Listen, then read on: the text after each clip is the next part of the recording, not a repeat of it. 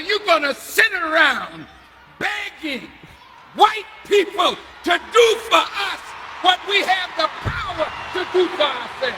Our unity is more powerful than an atomic or hydrogen bomb. That's the one thing we have never tried. We've kneeled in, crawled in, prayed in, lied in, slept in, but still we are out. Because black folk worked for 310 years as chattel slaves and got not one day's pay. I could call out the rich and the powerful whose riches have been gotten on our backs. Hey, what's up? Welcome back again to this platform. I hope you're doing well wherever you are. I've been pushing for unity of all blacks, for the unity of black people.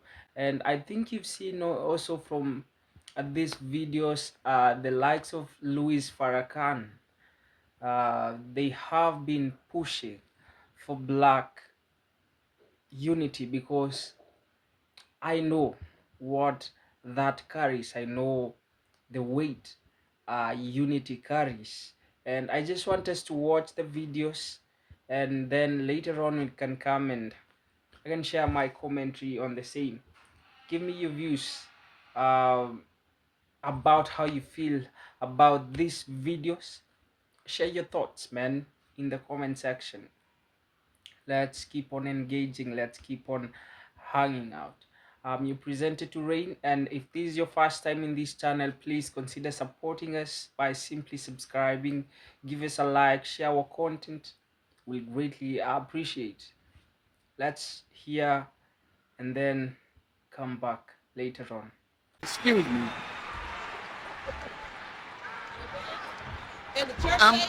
I'm quite passionate, so amen. You all set me off, you know that.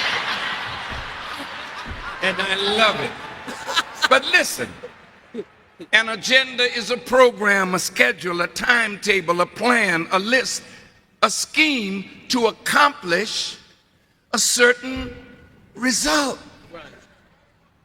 We have come up with black agendas, but we've been looking to the wrong people to fulfill our agenda. If Franklin Delano Roosevelt said to A. Philip Randolph, yeah, everything you told me is right. The Negroes need this, the Negroes are suffering that. Now you go out and make me do it. Do you think that having a black face in the White House means that we don't have to make him do it? That's right. Who surrounds him? Let me even go up a bit further. I just... It's all right. It's all right, Minister. Look. Our brother is brilliant. He got a good heart. I think he really loves America and wants to make America better.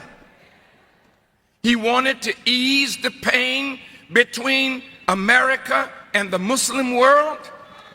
He wants to solve the problem of Israel and the Palestinians. He has the heart to want to make America better. But he's like that camel in the Quran that God warned the people, don't hamstring his camel. They didn't care what God wanted. They hamstrung the camel. Every one of our brothers and sisters that spoke today, we have a right to expect something from our brother. 97% of our people voted for him.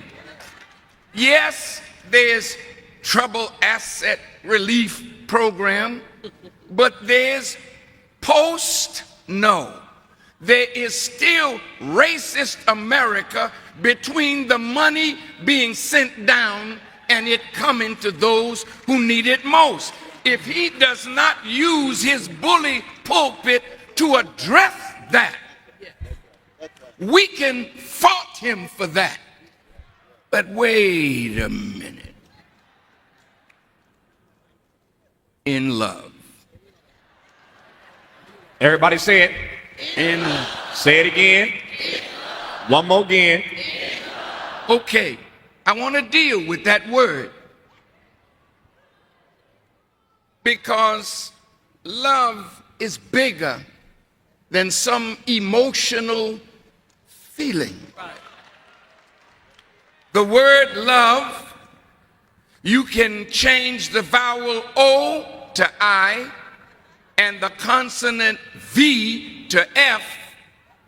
When you have love, real love, you have life. And that's why the scripture says we can tell that we have passed from death into life because we love the brotherhood. Okay? Now, I was with Elijah Muhammad one day, my teacher, and he said to me, "Brother, you're always talking about love. Define it for me." And I went into my Webster's emotional dictionary stuff, and he said, "Brother, where there is freedom, where there is justice, where there is equality, there is love and there is life." Our problem is we have been looking to the wrong source to give us freedom, justice, equality, love.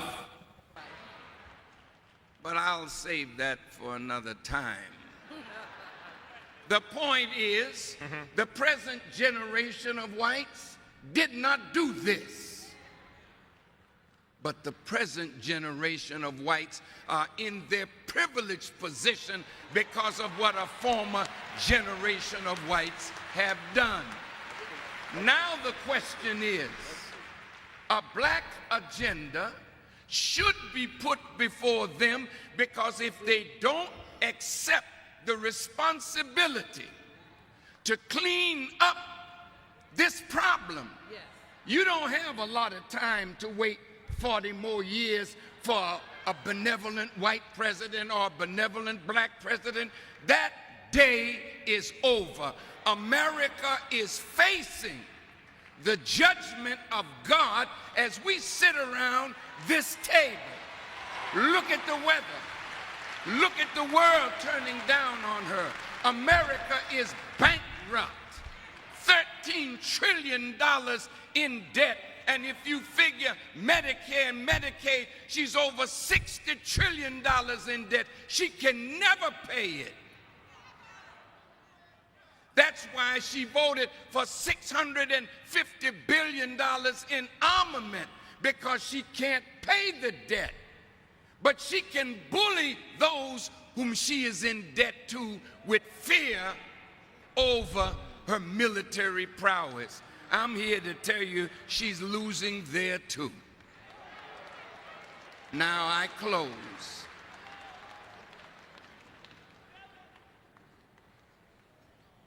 Our people need repair. We need repair from 310 years of chattel slavery, where black men were forced to be studs, to make black women pregnant, to make more slaves for the slave master. And that same unhealthy attitude of misusing our women and making babies that we have no desire to take care of is still with us. Willie Lynch, who gave the ways that we could keep being divided so that they could rule us for 1,000 years. That sickness is still with us. Yes, we got a black president, but brother said it was confusion. He confused the issue. But really, he never wants to lose the white vote. So if he loses the white vote, he don't care that you voted for him. But if he loses the white vote, he feels he will lose. Dear brother, if you're watching, out of love, you won't lose the white vote of those whites that really understand this problem and know that this problem needs to be solved, and we can't keep relegating it to generation after generation because a few of us got a little money, a few of us got positions, a few of us have wealth, while the masses of our people are going steadily down. No one man can rise above the condition of his people. Amen. So President Obama, this august body of brothers and sisters that really love you want you to use your bully pulpit, but then after you do that, then what about us? See, brother said responsibility. Is it that we should let them take responsibility to do for us, or should we pool the knowledge that's at the table, the power that's in our community, the wealth that's in our community to change the harsh reality of black life in America? He can create an atmosphere. That's what it is. But we have to do the job of fulfilling the black agenda. Thank you very much.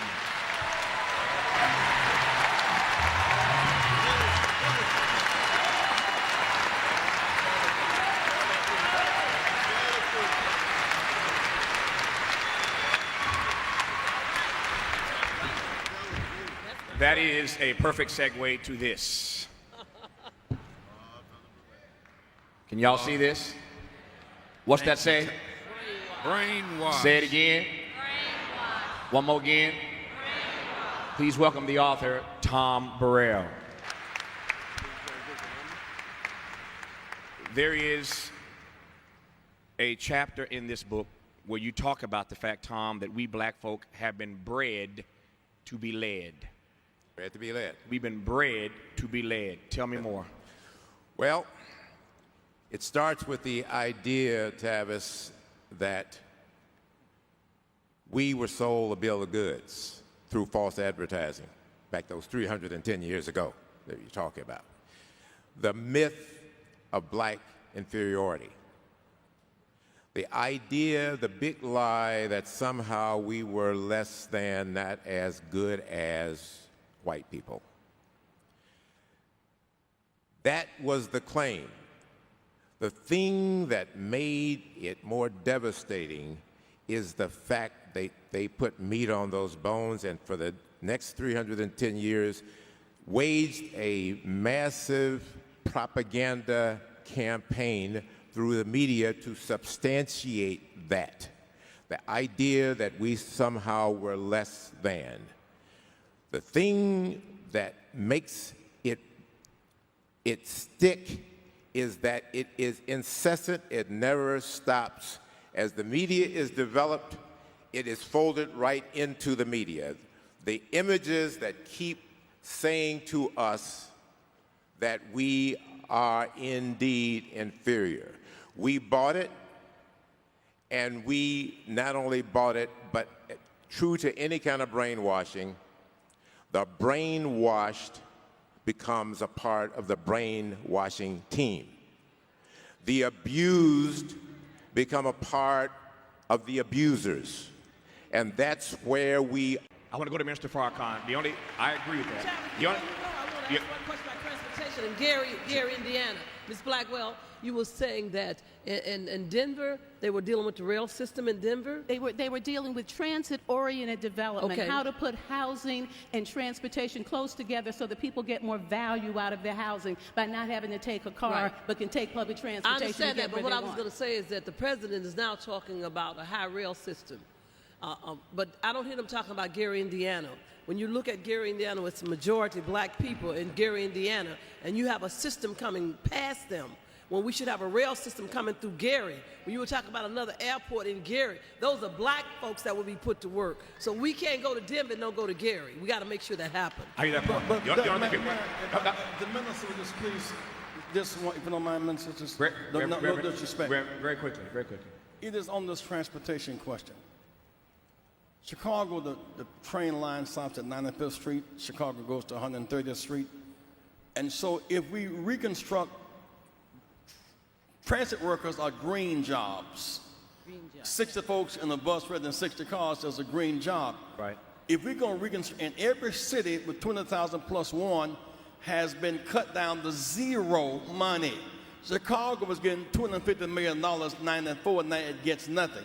So if we make the rail here in Gary and Pittsburgh and Birmingham and not India, if we make the turbine for the windmill, if we in fact make the train rail cars, as opposed to laying off urban transit workers, we'll be hiring, because if you connect city to suburb, I'm not impressed with Chicago to St. Louis. You can't get from the Loop to 63rd Street. The track's 100 years old. Right. So I'm saying the key to the whole green jobs revolution is reviving a commitment to urban transportation. The only thing, I appreciate that, Reverend. The only thing I was going to add to Angela, and I say this to the audience here and to those watching around the world, the only thing I regret about that list that you ran of what the Obama administration is doing is that they were invited to be at this table to run that list for themselves. And I'm only saying that because I think when we have these kinds of public conversations at tables like these, where there are challenges being put forth, the administration has to do respectfully, in love, a better job of sending somebody to this table to participate in this conversation with Black America about the issues that we are wrestling with. You shouldn't have had to do that. The administration should have done I'm that. proud to do it. I'm proud to do it because I was proud of the covenant with Black No, America. And sure. I want everybody who worked on that covenant to know Absolutely. we're working on it, you work on No. it, we all have to I work agree. on No, it. we're on the same page on that. I'm just saying that I think these public.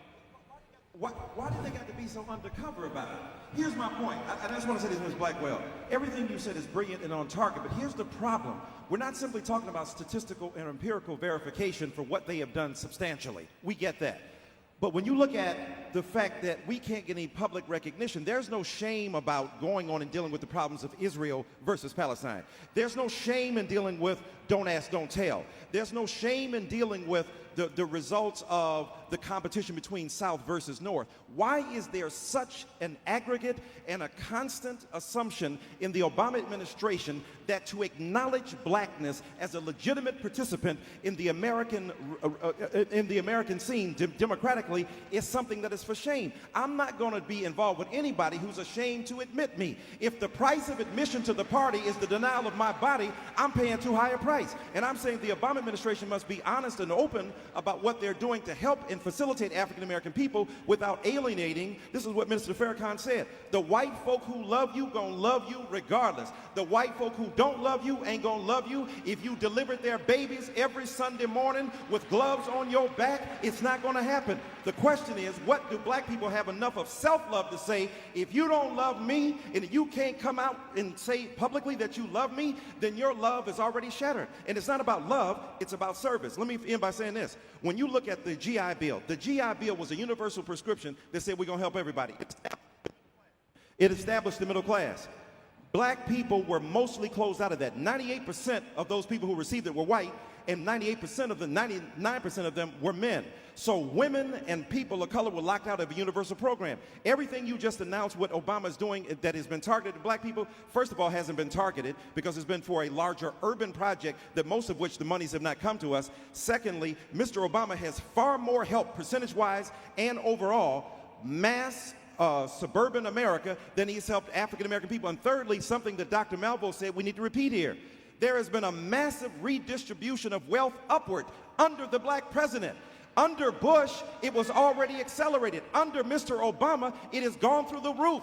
Black people have to wake up and say, stop the bleeding and be concerned about us individually. It's not about giving up concern for white America, but it's about taking us seriously. We voted for him 97%. We need some return on those votes, and black people need to take enough responsibility to demand that Obama love us as he loves the rest of America. That leads me then to the question. I apologize for trying to get to you a few minutes ago, Mr. Farrakhan, but this discourse for the last few minutes leads perfectly to the question I wanted to ask you. Again, we're putting everything on the table today in love and in truth. I have received significant pushback from certain people across this country who believe that the very nature of this conversation on C-SPAN is wrong. Is wrong. That this is not a conversation. Tavis, take that stuff to the back room. Y'all Negroes get together where the camera's not around. And those meetings do happen. There's no doubt about that. He meets with a variety of people, and black leaders, you know, have their own meetings. But what about the notion that that coming together, having these kinds of conversations in the public square, in the public, on national television is wrong and not very good, not very wise strategically? If you want to get what you want, we got to start with a contract with us. A contract, a covenant with us. We in leadership make a covenant with your people that you will never sell them out. We as leaders, listen.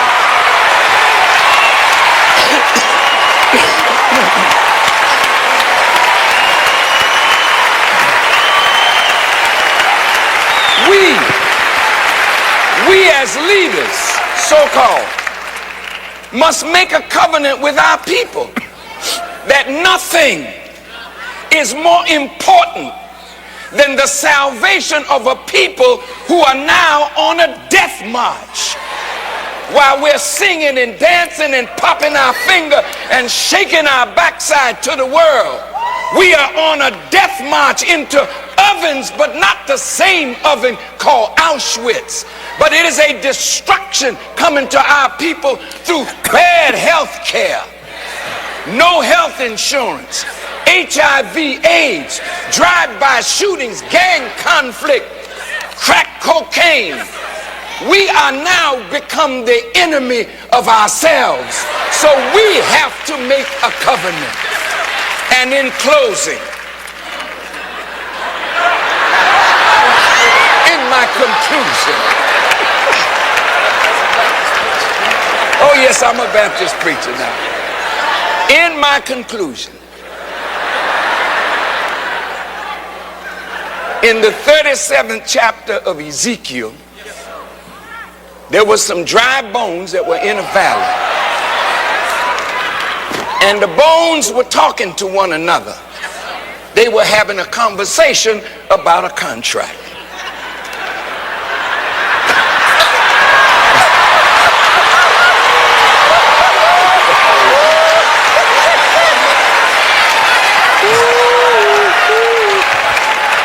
And as they were having this contract, some of the bones said, our hope is lost. Our bones are dried. We are cut off from our pot. There's some that are watching by television and some in this audience that think that we will never come together, that we will never make the right covenant or contract. I say to you, go back and read your scripture. Because when the Son of Man was set down in that valley that was full of bones, he spoke to those bones, and the bones shook and the bones rattled. But they never stood up. So he went back to his sender and he said, Lord, I have spoken to the bones. And nobody has spoken to the bones like black leaders and black preachers. Nobody speaks to the bones like a Reverend Jackson or a T.D. Jakes or Bishop Long or Bishop Patterson or Cornel West. And those of us that preach, Reverend Sharpton, the bones always listen. The bones shake. The bones rattle, but they never get up, and they never do what they're supposed to do. So one generation dies and another generation is born, and we continue to run the same game. So the Son of Man went back to his sin and said, I've been talking. The bones been shaken, but there's still no life in them. He said, well, don't talk to the bones no more. Prophesy to the winds and let the winds blow on these bones. See, Bush is a wind. Your rejection at the table is a wind. My brother's going to dinner in the White House and can't come away with what is in the best interest of all our people. Jesse running twice, but still couldn't come away with what our people need. All of this is a farce. If we don't make up our minds today to make this contract, this covenant today, not with us and the Democratic Party, to hell with the Democrats and to hell with the Republicans.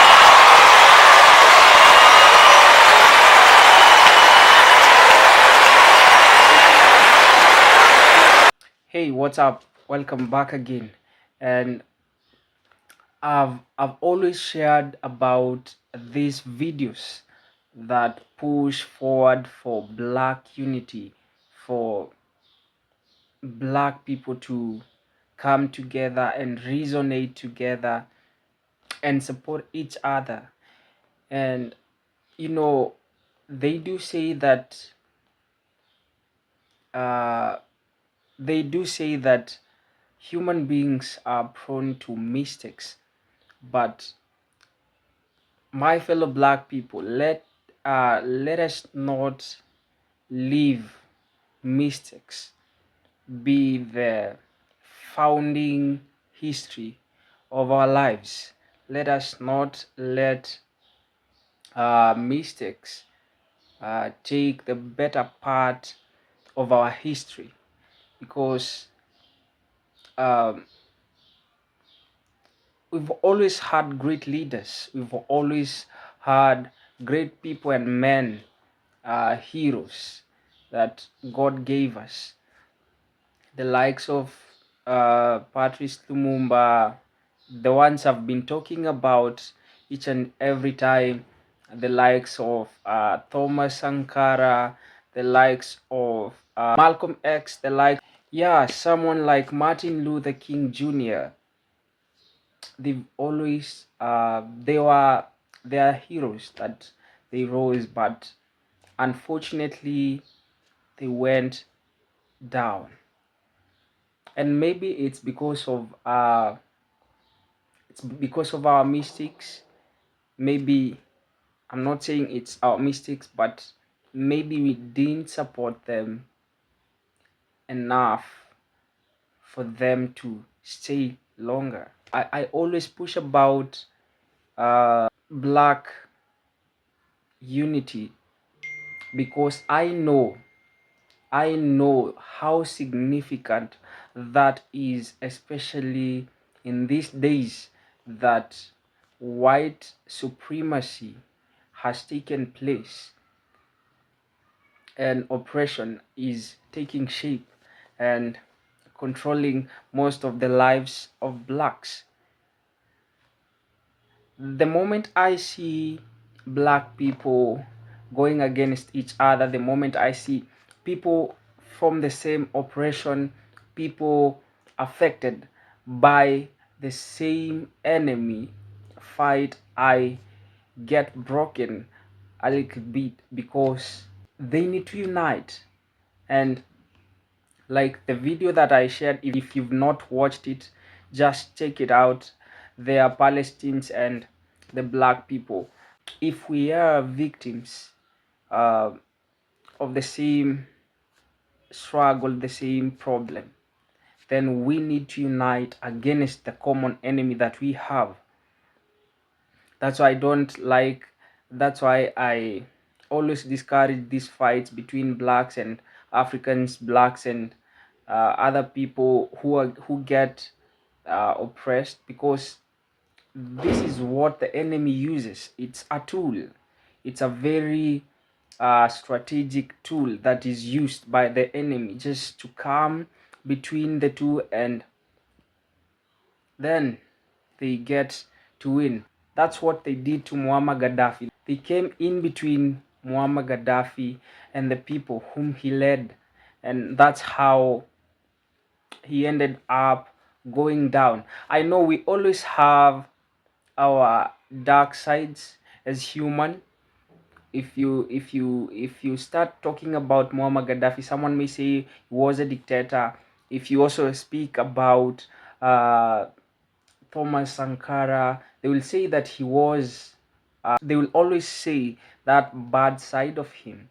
If you talk about someone like the known hero, that is Ibrahim Traore, they are also saying that some of the people will say that he's a bad one, he's a dictator, he's mismanaging resources just to protect himself. But trust you me when I tell you that these are the people that you need to support the most.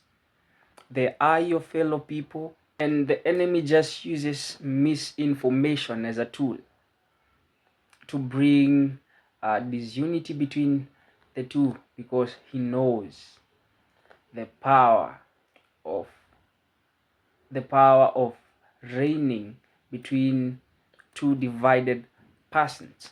He uses religion, he uses division just to conquer the black community, to conquer the black people, and to oppress them. I don't say that religion is a bad one. I myself, I love religion. I love uh, people being morally upright, being guided by the religion. But in some way, religion has been used to come between people and bring them bad leadership. They give you democracy, a democracy that is fully controlled by white supremacist ideas. So when I say that black people, and when I keep on pushing for the unity of black fellas, I really know what I mean, because I know how powerful the black community, the black people, the people of color can be if they unite. And that's why I'm so happy that I saw the people from Caribbean supporting Ibrahim Traore, even though he's not one of their country, but they believe he's one representing them. He's one standing for them. He's the one maybe who will influence their leaders to stand for what is right. And I believe this should be the trend. This should be the way forward for black people. If any one of us is affected, let's stand together in support of him. I was really touched by the actions, and I really loved that. I also saw some black people supporting Traore, and men, thumbs up. Thumbs up, man, for doing that. This is what black people should do. This is the gospel that we should preach. If we are to get freedom, this is the way forward. This is the right way. I've been your presenter today, and let's continue having conversation concerning this. Give me your thoughts, man. Let us learn from each other. From your comments, we get to learn a lot from each other. So let's keep on engaging in the comment section. This marks the end of this session, and if this was your first time in this channel, please consider supporting us by simply subscribing, give us a like, share our content. We'll greatly appreciate, as I always preach the same gospel of unity. Let's keep on fighting and standing for each other as black people, as people of same color. I love you all. I hope to see you in the next video. Goodbye.